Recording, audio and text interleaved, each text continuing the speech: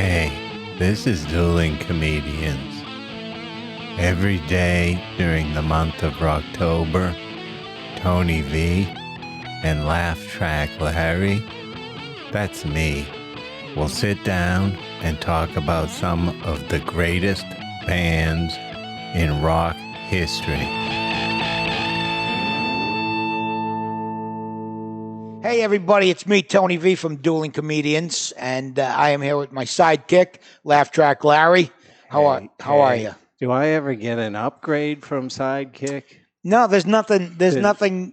If you get moved up from sidekick, you'd be me.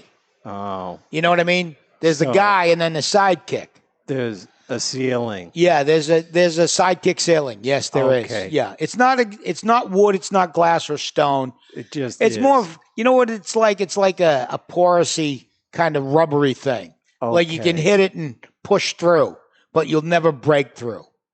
All right. Got it. And as long as you know that, we're fine. No, I'm good. I'm just happy to be here. I'm happy you are here because you bring such an exuberance, such a joy to any energy. Yeah, an energy. That's the word I was looking for.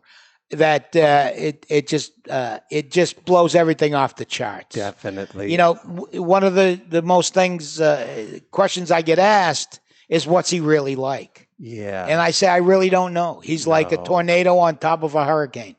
Oh my gosh. Yeah. Yeah. And people get it a lot. Yeah. So we are firmly ensconced here. We're deep into the holiest month of all. No, it's Rocktober, and we're recording high atop Two Guys Tobacco Shop in Salem, New Hampshire. Yep. At the Studio 21 Cafe. Podcast cafe. It's a podcast cafe. Yeah. So you can order a hot coffee or a hot podcast. Exactly. Yeah. Make sure you just put the milk in the podcast. I didn't know sweeten you could that do up. that. Yeah, you sweeten that up just a Excellent. little bit. Yeah. Who are we talking about today? Today, I thought I would like to pay tribute to what they call the grandfather of the punk movement, the Kinks. Whoa. Yeah, it is well said by many heavy metal bands that they really started metal, or what they like to call riff rock. You think? Yeah, it was very riff heavy. The Kinks. You really got me going. You really got me. Yeah, girl, you really got me now. Yeah. Yeah. And I have been a fan of the Kinks since I can remember. Now, what's the pronunciation on the last name? You know, of late, I have a friend was working with Ray Davis, and he pronounces it Davis. Mm-hmm. We always said Davies. Because that's the way it's spelled. Because that's the way it's spelled, Davies. Yeah, I thought they may go with Davis. Yeah, but I have it on good authority that it's pronounced Davis. If he pronounces it that way, we might as well go with that. Probably right. Although his brother may go. Well, they don't get along that well. Oh boy. That's the whole thing behind. That was the legend of the Kinks, that they notoriously did not get along. Now, did you see them in concert? I've seen the Kinks many times in concert. I only saw them once. Yeah.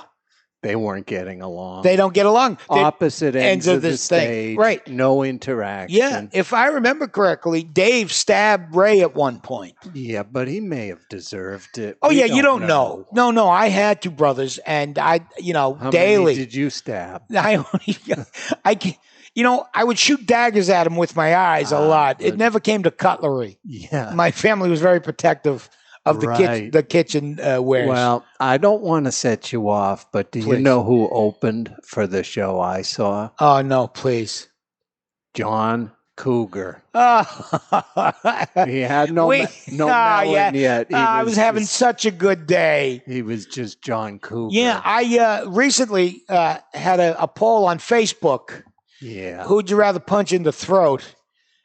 John Mellencamp. Right. Or Billy Joel. And there was some discussion. There was a lot of discussion. What if it was John Cougar? Would you? He slightly edged out Billy Joel. But there was no controversy over, like, why'd you pick those two? Right. Everybody dove into the deep end of that. Yeah.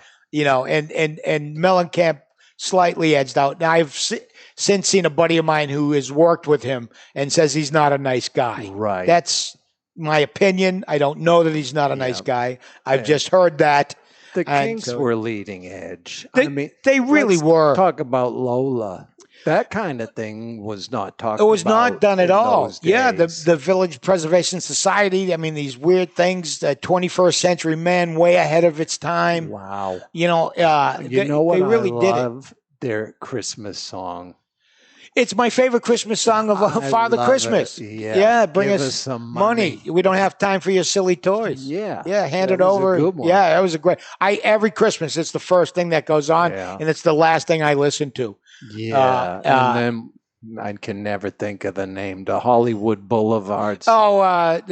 Celluloid Heroes. That's what. Great tune. Great tune. You know, story songs long before story songs were hip or regular, and it just balls out all guitar riff. It was just great. You should really give them a listen. Plus, they're probably one of the most covered bands in the whole world.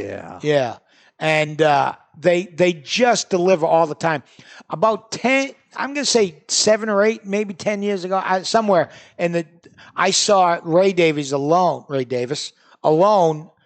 He was with a guy. He just had a buddy on guitar.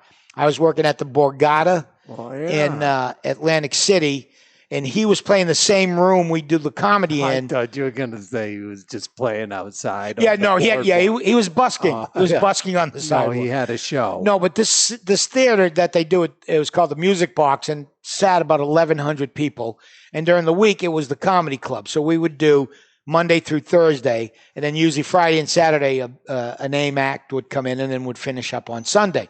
So we were off Friday night, and we asked if we could get tickets to see Ray Davis that night, and they set us up, and we had front row center seats, me and my buddy Jimmy Dunn. I know Jimmy. Yeah, Jimmy's a good man. He's been on podcasts with me many times, and an avid music lover as well. You've shared a few pies over We have had a pie or two, and we'll continue to.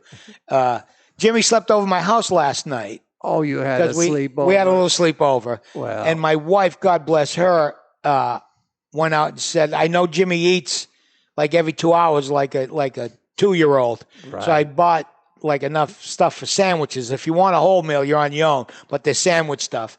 I watched Jimmy Dunn proceed to make a sandwich with a half a pound of roast beef, quarter of a pound of turkey, 4 slices of cheese, and a tomato, just to make it healthy. That's good. Just to get your vegetables in you. And so we sat in the front row, and I was no farther than 5 feet away from Ray Davis at the time. So much to the point. Did you get spittle? There was sweat. I got a little Ray Davis sweat on me. And he was taking requests. I would yell a song, and he would play it. It was like I had my own Kinks jukebox. You didn't yell out Freebird. I did not. No, I would not ruin such a music. No, you don't need that. And it was around Christmas time, and I asked for it. Did you get it? And I got it like immediately. There wasn't even a hesitation. He goes, "Oh yeah, of course, man!" And boom, right into it. See, and I like the ones where they do their own Christmas song, not just a cover. A cover, yeah. So, yeah. Although there's a punk band called Black Flag. Oh yeah. They have a Christmas album, and it's really good. If you haven't heard a punk version of "Oh Holy Night," you haven't really lived. I'll check that out. Yeah. So during Rocktober, please give the Kinks another look. If you haven't heard them in a while, you really do yourself a favor, and you'll see the origins of what became the great first heavy metal and then punk movement. All right. There That's you go. it. Bingo.